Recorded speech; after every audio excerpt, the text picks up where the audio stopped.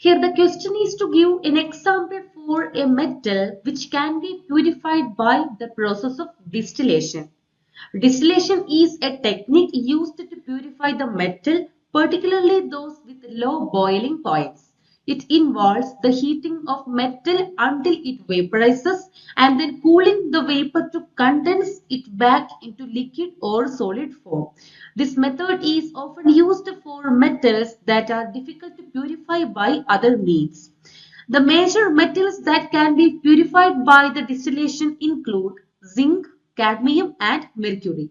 Zinc can be purified by this process because this process involves heating zinc to its boiling point to separate it from the impurities which have different boiling points. And in case of cadmium, the process helps to separate cadmium from other metals as it has a relatively low boiling point compared to other metals. Whereas in case of mercury, the distillation is used by removing the impurities and other metals that are present in its liquid form.